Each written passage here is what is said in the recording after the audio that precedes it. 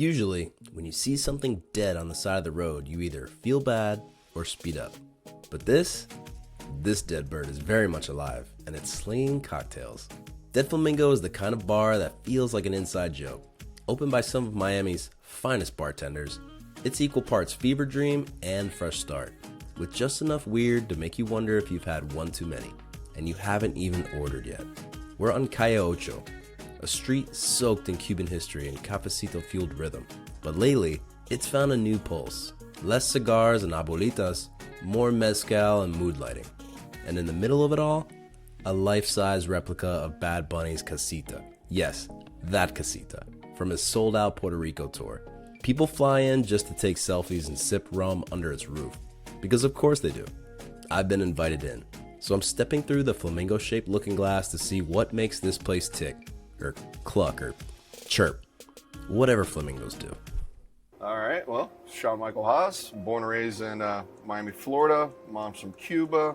Dad's OG from Miami, before all the Latino craze started happening over here. When people used to pronounce it Miami. Very, very gringo. Somehow got into this crazy world of cocktailing to pay the bills, and here we are. Me and 8 other partners decided to get our tip money together and buy a bar and try to bring a little of that hospitality that Better Days was known for, but then we ventured out doing our own thing on our own terms. We only answer to ourselves and just have a good time, think outside the box. I mean, like, when's the last time you heard the bar being owned by bartenders? That's the best kind of boss right there. Of a democracy of bartenders. You guys work at Better Days together, you pool your money together and decide we need our own spot. Yeah. I mean, I wasn't going to do it unless it's essentially my friends, it's like, hey, you going to do it? Because if you do it, I'll do it. But if you don't do it, I'm not doing it. I'm like, so they gave me the go ahead. I'm like, all right. What we got to do now? So now the inmates are running the asylum. Yeah. Yeah. What comes with that? There's a lot of creative liberties to be discussed here and divvied up. Yeah, we all have like our specialties and our own departments, so to speak. What's your department? My department, you see, I'm in the sticks right now, so I just try to make sure the newer generation is up to snuff, proper bar etiquette, proper techniques, being efficient, knowing how to interact with the clientele and the guests, and just providing that experience that we've been come to be known for. And also, I'm like a pop culture nerd, so I always make sure there's we specialize in nostalgia. That's like our secret sauce. Perfect. It's like 80s, 90s, slight early 2000s. So got to make sure the movies are good. Got to make sure the vibes and the jams. Maybe I'm in a Hall & Oates mood, or maybe I'm like in an Ozzy mood. What's your go-to movie that you're throwing on? Oh, Shining. The Shining? The Shining. Setting the tone. The Shining, dude. It's Jack Nicholson, Stanley Kubrick. Yeah. That's the best scene is when he's in the bar. Dude, it's one of my favorite scenes, dude, because it's such a cool bar, and then it's literally like an interaction with the bartender and a patron. But then after the script gets flipped, where it's like you think he's in control, but then after, nah, dude. How many times have you seen that movie? Oof, at least over 100. What's the bottle that he drinks when he gets to the bar? It's Jack Daniels. Oh, he's good. It's Jack Daniels, bro. Yeah. Respect. Yeah, I'm a nerd. No, the movie's amazing. You've got a bunch of bartenders running a bar. That's the ideal situation from our perspective as bartenders. Mm-hmm. When it comes to the cocktail menu, how does the Dead Flamingo stand out from the rest of the bars in Miami and the world? The classics are classics for a reason, They stand the test of time. Maybe they're tweaked over time, but they're always there, and they're always your go-to. So we figured, all right, what's an eclectic mix of some bangers that people normally order? Originally, this place was a Tiki establishment, so we kind of leaned initially into that Tiki, which is a whole niche subculture, as you know. Tons of rums and juices. Yeah, but I mean, for instance, there's one on our menu called a Ring Me Up Scotty. Like I said, we're cinephiles, myself included, so that's a Star Trek reference. Yeah, I can't do that. No, I can't do the Vulcan, but yeah, just tape it. Yeah, I'll just get some duct tape.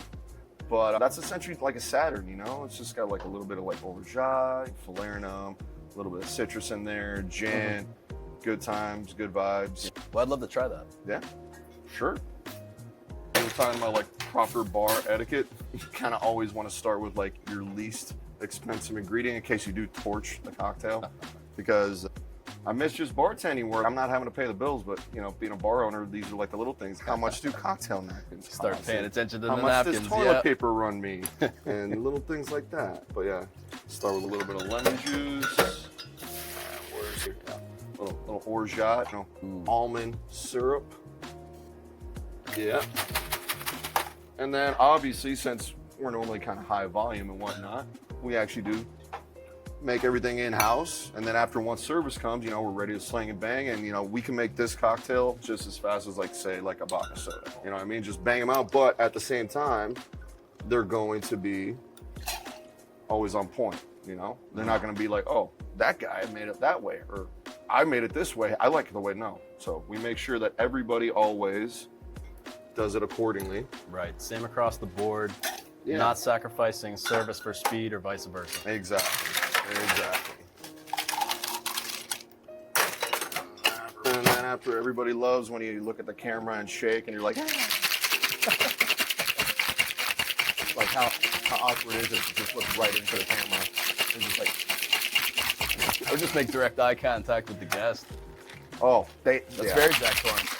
So actually, but there's a flip side to that, because they love making direct eye contact with you, and I feel your look.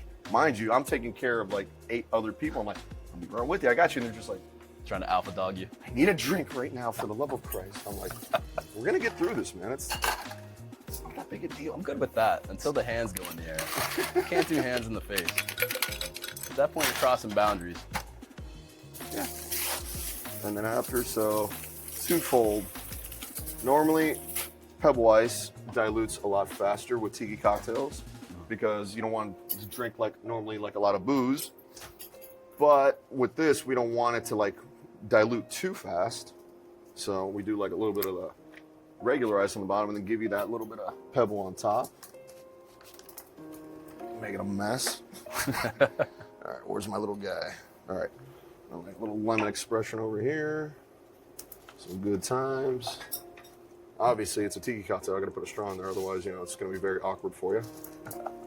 I told you quality control is always very key. And yeah, The art and the artist.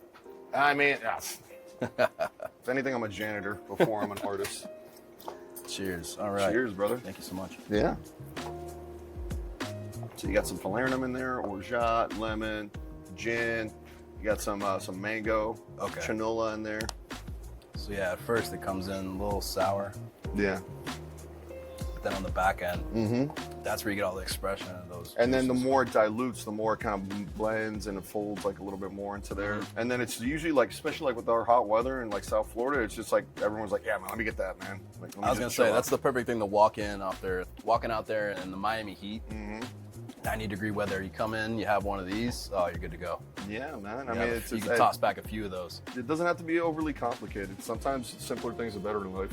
Delicious. Moving along on the cocktail menu, how do you diversify? How do you switch up gears here? You have the tiki influence, obviously, from days past. Yeah. How do you break away from that and Okay, so, establish all right. something different?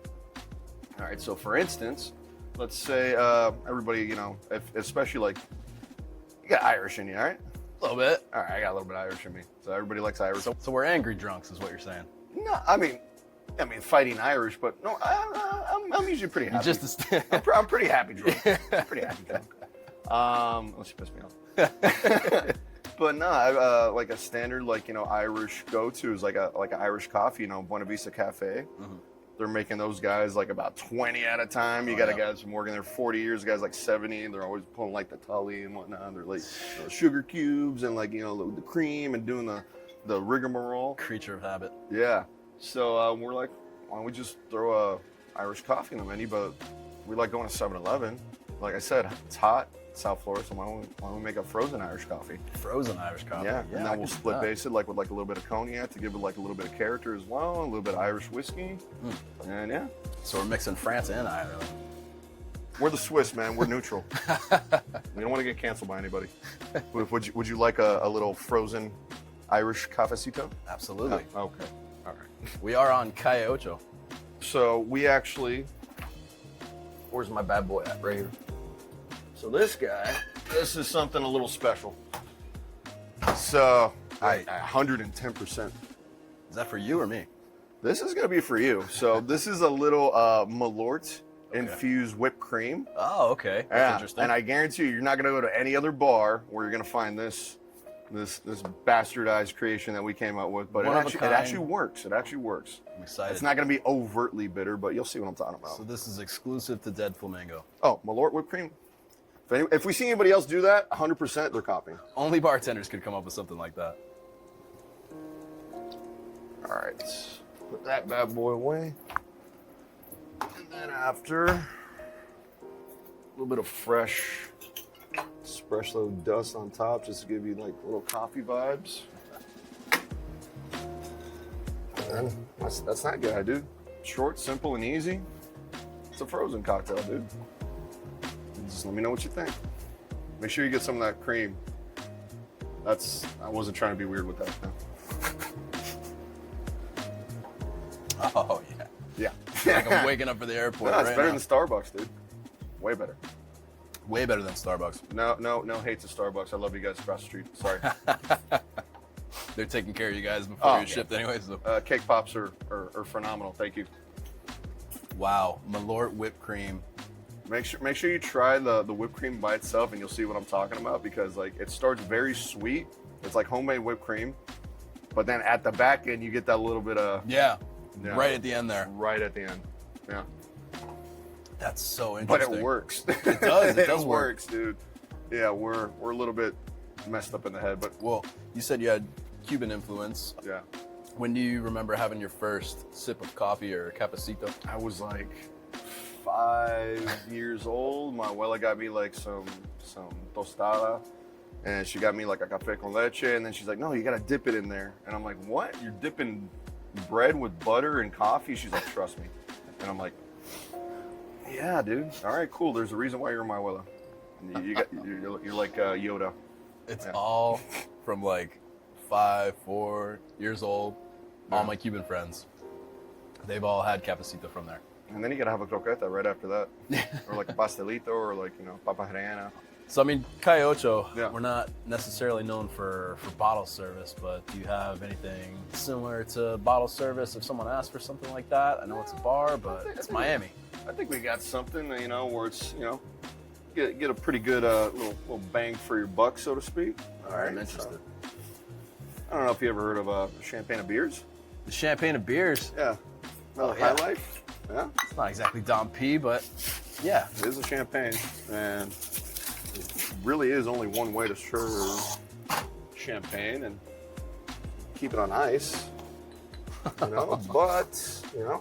gotta make sure it's good. Well, yeah, I think so. I think it's a good year. Yeah. No sparklers, no. Hey, if you want that, maybe we could come up with a deal, for your birthday. If I thought you'd be in lingerie. Like, what's going on? You gotta take me to dinner first. Cheap piece of ass, dude. Salud. Cheers. Salud, brother. Way better than a Ace of Spades, that's for sure. Got some good legs on there from what I can Oh tell. yeah, I know. I can. The Legs. tannins and all the grapes All are that just. the maltiness, yeah. Just like Grandpa used to drink. I don't think dude, if my grandpa were here, he'd be like, "What the hell are you doing, man?"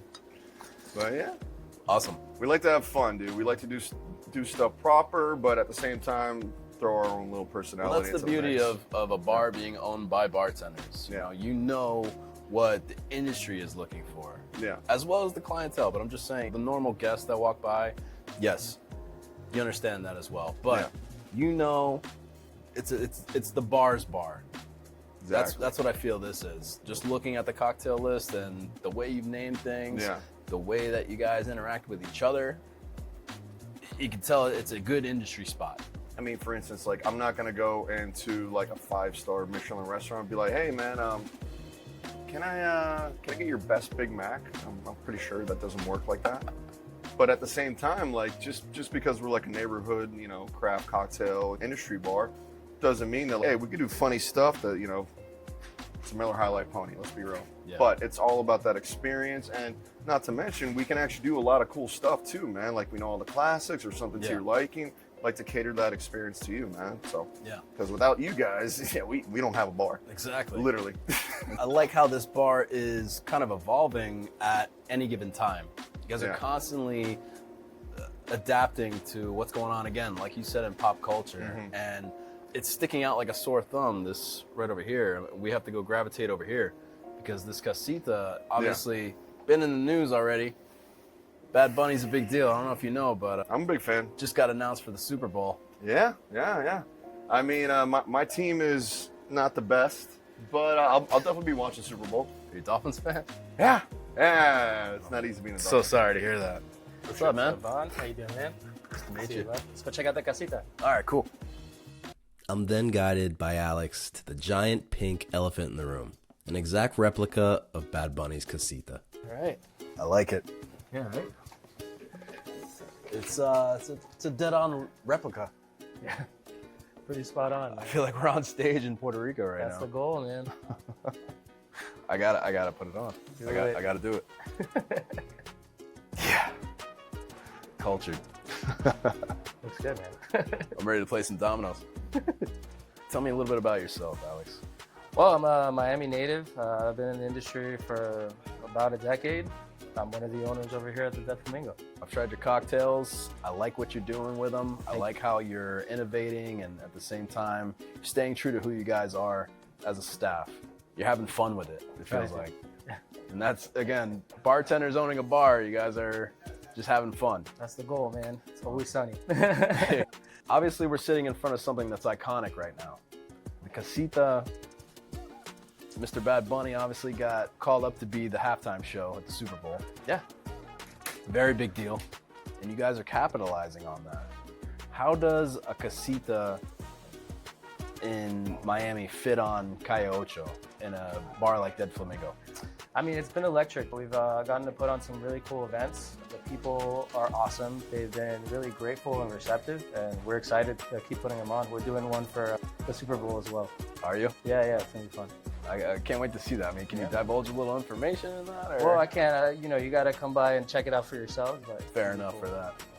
So, tell me a little bit about the culture of, again, Calle Ocho, very rooted in Cuban culture, but it's a mix across the board. This is very popular right now in Miami. Has Casita become, is it nostalgia, or has it become like a full-blown shrine? We like to say it's like our homage or like a love letter to the Puerto Rican community in Miami, but also to the Hispanic community as a whole as well. Okay. And your cocktails, are they being influenced a bit? Does it evolve a little bit as you have this big push towards the Bad Bunny Casita? Definitely. Like for the events, they're tailored specifically to the casita. So they'll be themed. They have like appropriate garnishes and whatnot. A lot of fun. People have been enjoying them so far. Okay. Yep. What are some of the garnishes? So we have for one called the Ocho PR, we do like little garnish clip with, it could be the casita or a little like Jesus candle situation, yeah. Okay. That is the thing though. It's like with this place, there's just, it could be anything at any given time. It feels like you guys are constantly chasing an evolution within the concept, right? Yeah, we're Or trying do to. with the concept. Yeah. Trying to keep growing with the neighborhood, Right? Can you see this evolving in the future into something different? Yeah, for sure. I mean, we've always been pretty good at involving ourselves with the community, putting on events and whatnot. And since we have this installation, we've gotten a lot of reception. So we've put on more and more events to kind of bring it to the crowds that have been missing the shows and whatnot, or are not able to go to Puerto Rico. And yeah, we have a whole rollout of events for the remainder of the year and also for the Super Bowl. All right. So I want you to talk a little bit about your staff now, the actors keeping this carnival alive. You got a bunch of crazy staff members here. Yeah. It's a good eclectic group coming together, a lot of crazy minds coming together, but a good product came out of it. Yeah. I mean, you can take your pick. It's a team of all-stars and industry veterans. We have a combined total of over a century of industry experience. That's great. And, yeah. And it's all of them are absolutely essential in keeping this place running, yeah? Yeah, it takes a lot of experience to put together such a high efficiency product like you guys have. Thank you, yeah. And to do it on such an iconic street. I mean, you have to take that into account as well, right? Try to. How do you do that? Well, we're always cognizant of the culture that we're in. Yeah, we got to be part of this community. It's really cool. We always have, since day one, tried to be a part of everything in this neighborhood. Absolutely. And maybe it gets a little bit overshadowed by the downtown area and maybe the big nightclubs, but you've got some heavy hitters on this street. You've got a lot of big up and coming, world-renowned bars that are ranked in the top 50 in the world.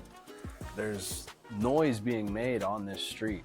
Do you feel like what is the future in the short term and long term for Dead Flamingo?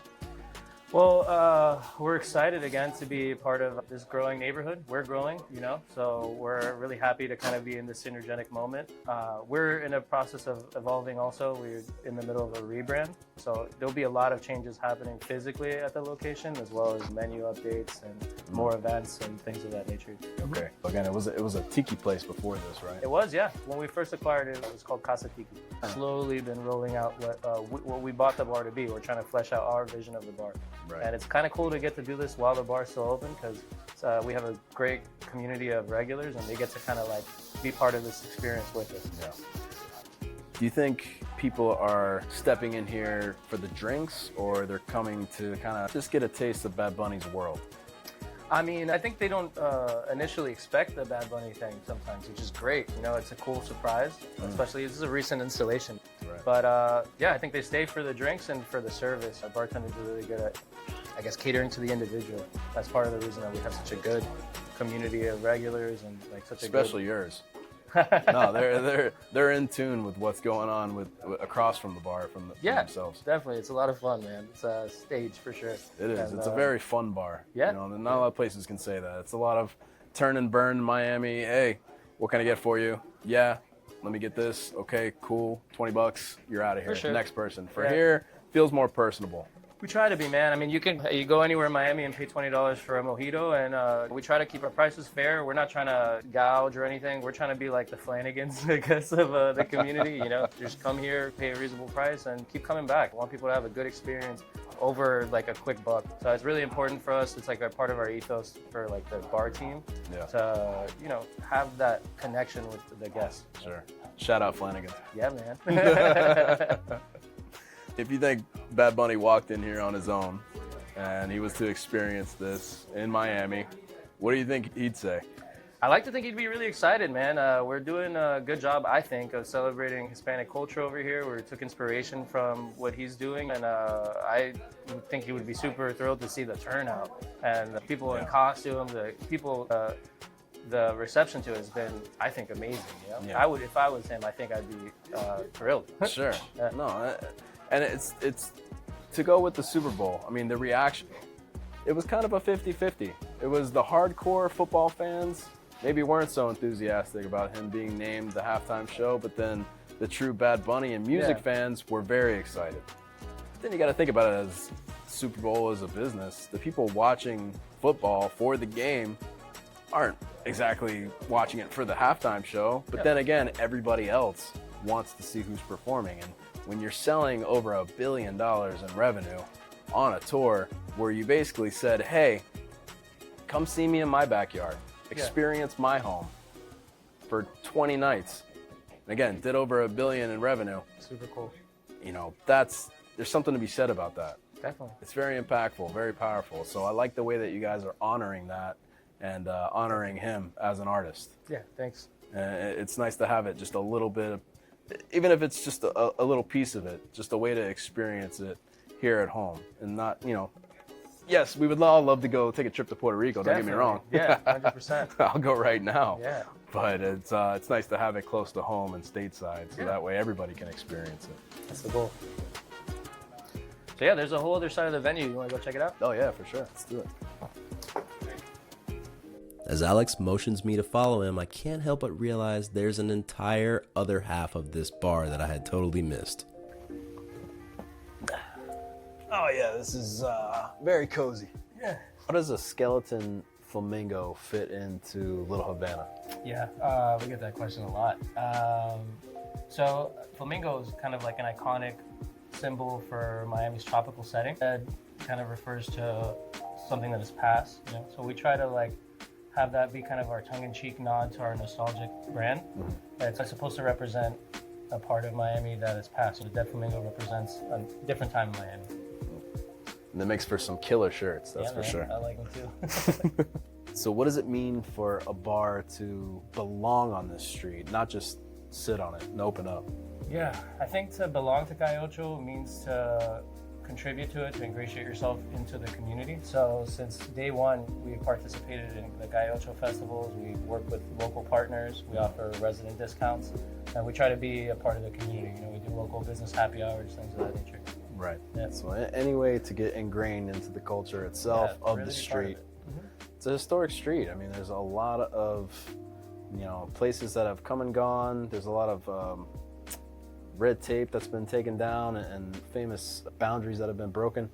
Jazz players have come up that weren't allowed to play anywhere else. They've been able to play on the street. Yeah. Certain bar owners specifically have been able to come in here and show up and own a bar and be successful. I mean, there's a lot of groundbreaking things that happen on this street. So it's very nice to see, again, a nice eclectic group such as yourselves come in here and be successful. This place is visually super impressive. And again, a lot of attention to detail. We try, man. Down to the pictures. Yeah. You put your own face on your own product. Yeah, really do. We stand by it, I guess you can say that. I guess that's every bar owner's dream. Yeah, man, we're all over there, man. A lot of regulars, a lot of friends. It's cool. Collected a lot of memories doing this together for 10 years, and we're happy to show them off and make new ones. So with that, I mean, is Calle Ocho changing the Dead Flamingo, or is the Dead Flamingo now changing Calle Ocho? I think a little bit of both, definitely. You know, the neighborhood is growing. There's a lot of cool bars that you referenced, and so are we, and we're really excited to be a part of it. Yeah. No, you're definitely leaving your mark on this place, that's for sure. Thank you. Yeah, trying to. Do you see anything in the future? Future locations, maybe? Oh, definitely. Yeah, that was always the goal from the beginning. That's absolutely in our plans. Okay. Yeah. You plan to take Miami abroad, or do you plan to stay in the city? Well, we definitely want to flesh out our mark in the city first. But yeah, no, absolutely. The goal would be to expand and kind of bring this product elsewhere. World domination. That would be cool. Yeah.